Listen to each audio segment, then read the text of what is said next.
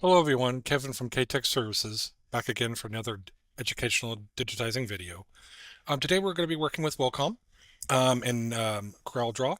I had a question from a customer about doing an outline text stitch without any inside stitches. Basically what you see here on the screen, and be negative the color of the shirt. Just wanted an outline stitch, and he wanted to know if there was, can I do this fairly easy? And I go, yeah. I'll do a video on it for you. So here we go. So obviously we're working with Wilcom Digital Edition. But okay, let's go ahead and jump into CorelDRAW right now. And I have the text up here, but I'm going to do a new, and I'm going to do the letter A, and I'm going to go ahead and type in Ktech. Okay. And then I'm going to set the size for 3 inches. Okay. And there we go. And then I'm going to bring that in there. I'm going to zoom in on it so you can see. Okay, so what we need to do to change the artwork here. So we're going to go to outline. We're going to make the outline 3. So we put a border around it. And then we're going to go to the uniform and we're going to say no, because I want that to be no stitches. So no color or no stitches, negative, the color of the shirt. Okay, so okay, and we're in Arial, by the way, so we have that font there. Okay, good. Now of course right now it's we need to kind of convert it so we can actually import this into Wilcom properly. But we have a bunch of straights here. This would be for the size factor that we're working with. This is no 3 inches, left chest, etc. Okay. Let me just bounce over back to CorelDRAW. Okay, so at the edges are straight. That's fine. It's not going to matter. But let's say I was going to do this for like a jacket back or something like that, maybe. So to let's curve those ends. So you can go to the outline tool here, go to the 3 periods. It'll bring up the pen tool.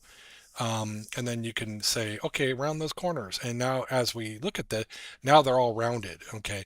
Again, it's not going to hurt it, but let's say if I, down the road, I wanted to like bring up this artwork and redigitize it again at a different size, you could do that. Okay. Okay. So we have it all rounded. We're going to leave it the way it is. Now, of course, obviously right now we're kind of touching right here. So I'm going to go ahead and click on the shape tool and then click on my period of the letter.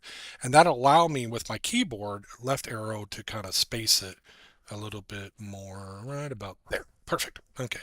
That's why you don't want those to touch. Okay. So now we're ready. Now we're ready to kind of get it into the mode, so we can actually import this properly into design or to Wilcom. Okay.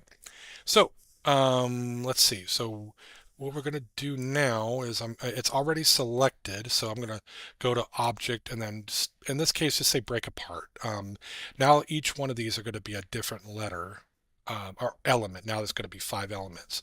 So now we can, I'll draw a imaginary box, or if you want to do a select all, and then you won't be able to do it there. Select box. Okay, come up here to edit, copy, or Control C on your keyboard on a Windows machine. And then we're going to bounce over to Wilcom. Okay, and I'm going to do a file and a new. Okay, so here, I have it set to Melco. Under the design and machine format, there's all kinds of different profiles for every pretty much type of commercial machine there is, and some home machines, but mostly commercial. But depending on what you're working with, a Tajima or a Baron or Melco, etc., you just select that. Now mine's always set to Melco, and it just has those parameters built in for those machine types. Okay. All right, so now we're ready. So I'm going to do an edit and a paste. So okay, I just imported that vector artwork. Okay, and if you see over here now, I have on my wheel column here, I have my object property box open, and I have my color object list. And usually that's in this toolbar up here. Everything has balloon help, so you should be able just to kind of hover over it and turn it on. It's kind of nice when you have dual monitors and stuff like that, but if you don't, you'll have to kind of scrunch everything a little bit. Okay, so obviously we have our vector information, click off it, and then obviously I could click on each one of these elements. Each one is a different element, or if I click on this little icon, it will select all for you. So without further ado, I'm going to go ahead and auto digitize this. I'm going to click on the Instant Smart Design tool, which will auto digitize everything. Okay, perfect, good. And then usually I'll go and I'll hit the green. Just always want to, of course, you could change your colors depending on which color you want it to digitize in, but I just click on the green to kind of show things here. All right, so make sure you save your files. Ktech, just kind of make sure you always have your artwork saved in case something happens. So the first thing, now the auto spacing. Now with Wilcom, you have to make sure that the letter is highlighted when you want to make changes to the element. Because right now I'm not highlighted on anything. So if I start making adjustments, it isn't going to do anything because it's just phantomly adjusting nothing. Okay, so in Wilcom you must make sure that everything's selected. Now, right now the K is selected, so if I adjust this, it's only going to adjust that letter. Okay, I want it to adjust everything, so make sure. I usually will click on the icon of number one. That'll select all of them. They're all highlighted. Now if I make changes, it'll do it to all 5 pieces. Okay, 90% for this example is going to be fine because of the size that we're dealing with. Okay, let's go over, let's go to pull comp. Now, it has nothing in there because obviously it's all selected, but I want it to be 0.3, so that's what I want. So I want it to be a little bit fatter. So now it actually applied everything to each element since I had them all selected. Okay, just so you just know that. Okay, so that's what I like there. So let's see. And then obviously when it comes to the lock stitches are already, there's a lock stitch, there's a lock stitch. I don't care for the spot of it. I'm going to show you here in a second how to fix that a little bit, the way that I like to do it. We have some stitches that are kind of not quite right here, or the flow. If you know any of my videos, I'm a big picker um, about how the stitches are flowing, and I'm gonna show you how to fix that. Okay, some stuff's going to digitize pretty well, some things not. It just kind of depends. So all right, so we're done there. Okay, we have the density, we have the pull comp done. Let me just kind of scroll over here a little bit, and then now the lock stitches are already turned on, like I mentioned, stuff like that. But you can go over to connectors and you can check out and make sure that it by default is fine. That the lock stitches that are turned on, the tie-ins and the tie-off lock stitches. Okay, cool. All right. Now what we're going to do, I'm going to do this. Let's see. We're done. I usually will just go ahead and put the stitch back on, so we have that. Okay, okay, right now let's check. Oh, okay, here we go. The problem is the object order of or the stitch order is actually incorrect, and this will happen as you're doing things sometimes. So it does right now. It's saying it'll do the K, then it'll do this K, then the H, then the C, then the E, T. Well, we don't want that. We want it to go traditionally left to right, let's say. Now, as long as you're in the select object tool, you'll be able to do this. You could drag and drop inside the color object list. Let's see, I'm going to take the T, I'm going to drag it right between the K and the H, and then let go. And then what I'm going to do here, let's see, and then I'm going to take the E and do the same thing between the T and the H, let go, and then now where's the H? Okay, we're going to move that down here and KTCH. Okay, now it's actually stitching left to right. It's KTECH. So, and then I'm going to make sure I click my little floppy disk and save. And so now I got that part done. Okay, so now we're going to go through and actually change the start and stops. Okay, now if I click on an element and then click on the reshape tool, or H on Windows, that'll bring up this mode here, and it brings up, since this toolbar just became alive as I clicked. If I click off it, it disappears. If I click back on it, it reappears. Okay, so right now it's got the two node for what we want to see. But right now I'm going to turn off the line direction so I could just see the start and stop. And I wish I can actually increase the thickness of this so you could see better, but unfortunately you can't.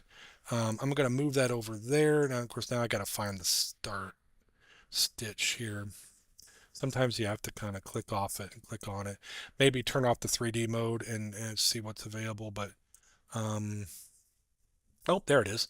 Okay, so I usually grab that. Now I usually like to have that diamond right there, and I'm going to zoom in on it so you can see it. I like to have it right in the middle of the stitch, on the startup tie-in stitch. The end can I usually will pull off like this, and then if we turn True View back on, or 3D stitches, you'll kind of see that.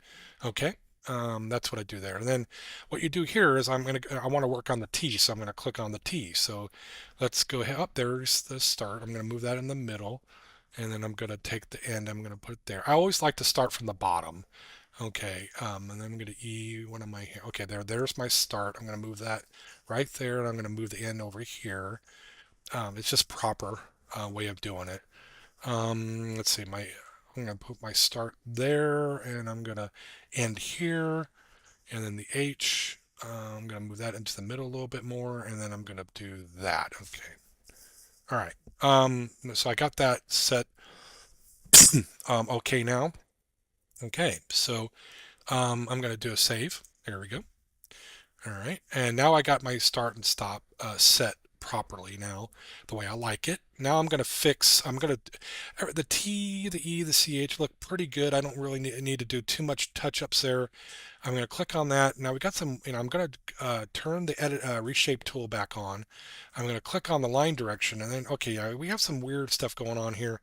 We need to add a few more. You can delete these, by the way. I mean, but I'm going to show you. Okay, I'm going to click on the stitch angle tool, and then I can actually do some lines here. And then when you're done, you just click enter on your keyboard, and now see, now that's fixed. So the flow of the stitches are much better. Okay, sometimes that might happen in this type of scenario with digitizing like this, and you just have to go and correct it. Now let's say I'm going to go back on that tool, and let's say I didn't let's say one that's too much. Okay, I don't necessarily need that one. I highlight that it's blue, hit the delete key, and I actually can get rid of it. Okay, now that flows a little bit better. So sometimes you just have to try different things. Again, sew it out. If it looks good, then don't worry about it. I mean, but that's the key factor. But if it doesn't, then you know what you need to do to go in there and kind of tweak it, or tweak it a different way. Okay. I just want to make sure that I have that. Oh, no, I have the, if you, okay, just so you know, if you want to get, I'm just going to do undo. I don't like the vector. Once I'm done with it, I really like to turn it off or get rid of it, either delete. But if you just want to turn it off, just right click and go to hide. And now the vector won't be there, but that's up to you. Okay, I just wanted to show you that trick. Okay, so obviously, okay, all right. We're almost done. Now we just gotta. I always like this. Let's do a one-to-one. No, let's do a fit window, and then now this is the stitch player, and it'll actually show it stitching out before you actually get to the machine. And I'm just watching it, and it's like, oh wow, there's a, for the size factor that this is, that's a little too much of underlay. Okay, so by default, so we're going to turn that off. Okay, make sure that we click on the number one so we have all selected. Then we're going to go to underlay. Okay, now we can see what's actually say here. The 2.2 stitch, I like that stitch. That's usually why I think you're normally it's set at two and a half, which is fine, but I like 2.2. Okay. Now there's a zigzag for the size factor that it is way too much, so I'm going to turn that off.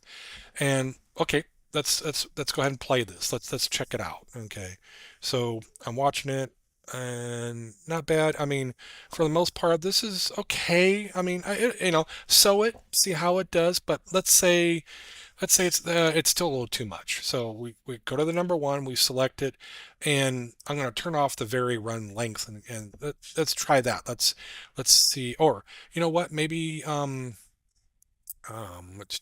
go to just single run instead of a let's see, an edge run, okay, which is basically double stitch. So let's just do a center run, and we'll turn on the variable length. Well, actually, you know what? Turn off the variable length. I want it to be real basic, okay?